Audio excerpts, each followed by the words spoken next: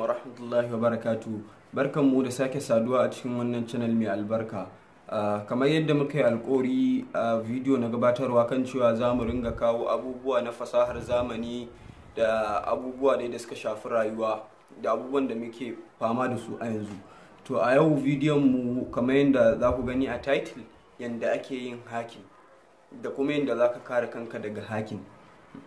To kafin mu je ga yadda ake yin hacking da yadda za ka kare kanka daga hacking, ya kamata mu yi bayani akan hacking da kuma ire-iren hacking da kuma suwaye hackers in ma tukunna. Za mu fara da hacking. Menene hacking? Hacking shine mutum ya shiga cikin kwamfutar wani ko network na wani ba tare da saninsa bai ɗibi bayanai, ko kuma ba tare da sarransa ba ya shiga ya ɗibi bayanan da ba a so ya gani. Wannan shine hacking. Ko kuma misali yanzu da ake fama da hacking irin na su hacking Instagram account, Facebook, ko kuma irin su na Gmail, ko kuma na account ɗin banki. Duk wa'annan su ma ana iya kiransa hacking, amma wannan ba irin hacking bane ba da za a ce musu can hacking.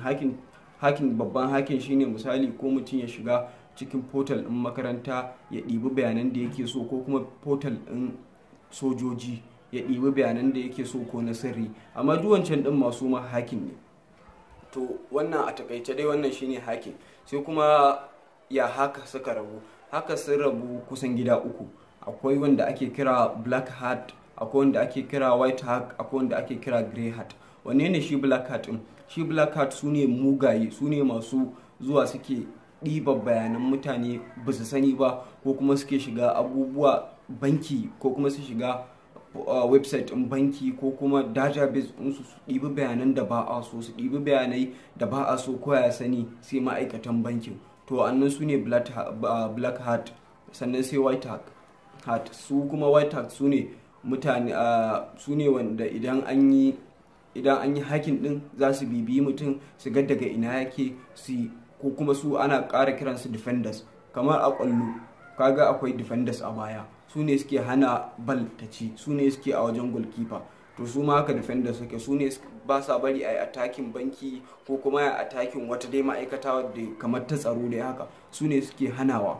Kuma idan an yi suke kwato abubuwan da aka yi, ko kuma su bi a tracing a kama wannan da hacking. Sannan sai grey hat su ne suke tsakani, su ba black hat ba, su kuma ba white hat ba. To idan mun fuskanci wa'annan ire-iren hackers guda uku nan, to za mu je ga irin hacking. To ba za mu kawo su gaba ɗaya ba, saboda za mu takaitu ne akan wanda ake yi yanzu, kamar na satar bayanai na mutane ta cikin wayarsa, ko kuma hacking banki a ɗibe maka kuɗi, ko kuma hacking na Instagram account, na social media da irin, ko kuma Gmail account, da yadda za mu kiyaye su. Nau'o'i akwai ire-ire na hacking da dama. Akwai kamar wannan, akwai phishing, akwai virus da dai sauransu. To phishing shine kamar misali yanzu kai kana da waya, ina so in maka hacking. To ba zan ce ko zan shiga ne zan kirkire page na ƙarya misali da database, zan hada shi kamar page in Facebook in turo maka, in ce idan ka shiga in turo maka misali kamar yadda ake rudan mutanen mu ake musu hacking na Instagram account, yanda dai shi yawanci dai muka fi, kuma ko Facebook shi aka fi. Kamar Instagram da ake samun followers, sai wani ya turo maka link ya ce idan ka danna kai kaza za ka samu followers 1000 a take. to kana shiga wannan za a ce ka shiga username ɗinka da password ɗinka. Kana shiga shikenan kwata-kwata an maka hacking account, an maka hacking Facebook, duka zai ga bayananka, zai ga username ɗinka, zai ga password ɗinka, zai ga komai naka da kake na nawa wannan account ɗin. Sannan sai ya login, idan daga can sai ya je caccanja password da caccanja komai, shikenan an maka hacking. Ko kuma a turo maka misali na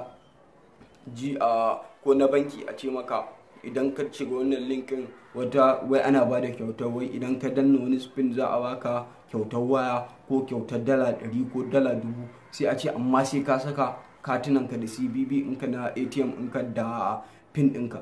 To da zarar ka saka wannan za su kwashe maka kuɗinka, baka sani ba sai ka ce wani ya kwashe maka, kai ka je ka dura musu bayananka. Wannan shine a takaita shine phishing. To ya za a yi mu magance phishing? Yanda za mu magance phishing, gaskiya ba kowane link ya kamata mu ringa budewa ba. Idan ma ya zama dole an turo maka link sai ka bude, ko a website ne ma idan za ka shiga website mu ringa nutsuwa muna duba a cikin search bar ɗinmu, search bar na inda za ka rubuta abin sunan website ɗin, idan ka shiga za ka ga ko za ka ɗan ga alamar ɗan mukulli a sama haka, wani ɗan kwaɗo haka, ko kuma za ka ga a rubuta https. to haddi wannan mai ɗan mukulli ka gani ko https ka gani, to wannan bai shi da matsala, ko ka shiga. Wannan ba na hakas bane ba, hankalinka kwance zaka shiga kai abubuwan da kake so, babu wanda zai saci bayananka. amma da zarar ka ga http to kar ka sake, in ma ya zama dole sai ka shiga, kar ka sake ka saka musu yansu muhimman bayananka, dan kana sakawa shikenan wallahi an yi maka hacking account, ko ma ba a yi ba za a ringa ganin bayananka. to za mu je abu na gaba shine virus. Virus shine za a turo maka wannan virus shine za a turo maka kamar bayanai, ko za a turo maka wani file, a turo maka shi kwamfutar ka ko wayarka. da zarar ka bude duk bayanan da ke cikin wayarka, ko kuma duk abin da za ka yi a wayarka, wannan wanda ya turo maka sai ya gani a tashi kwamfutar. shi wannan shine ake kira da virus. to yanda za a yi magance irin wa'annan da wa'annan matsalolin shine, kamata ya a ce akalla mutum yana da Gmail guda 3 na account, ko Google Mail ko Yahoo dai ko Hotmail, ko dai wa'anne ne, ya zama dai kana da guda 3. na farko ya zama za ka yi amfani da shi a gurin na farko wajen makaranta da banki, ka haɗe su guri ɗaya. kar ka taɓa sakewa kai amfani da wannan Gmail ɗin ba a ɓangaren makaranta ko banki ba. na biyu kai amfani da shi a wajen social media ɗinka, ko me ka sake kai amfani da shi dai ba wajen social media ba. sannan na uku sai ka amfani da shi irin da turo maka sakonni, ko an turo maka wani file a cikin Gmail ɗinka na makaranta, to kar ka bude, sai ka tura shi wancan Gmail ɗin naka na uku. ko ka bude baka da yan samaiman bayanai da za a ce za a kwasa a ciki. wannan shine na virus. to idan muka lura da waɗannan hanyoyi, in Allah yadda ina ganin za a magance matsalolin da ake fama da su na hacking da yansu abubuwa. sannan kuma zan ba da shawara kamar hacking da ake yi na banki, kawai wa'insu su kira ka su ce suna kira ne daga banki kaza, su faɗo maka bayananka gaba ɗaya.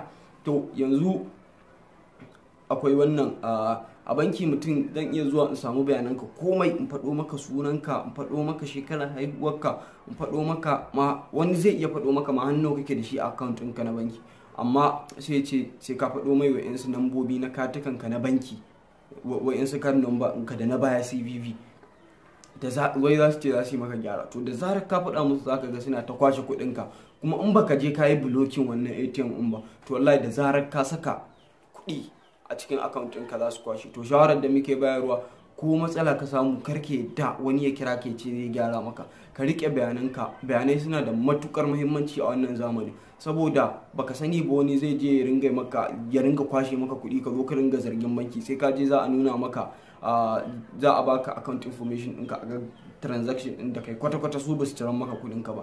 to da wannan idan muka bi za a magance matsalolin hacking da dai sauransu.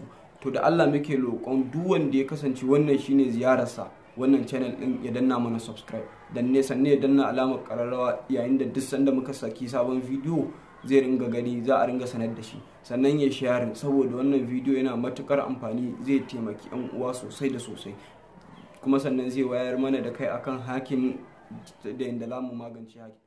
Assalamu alaikum.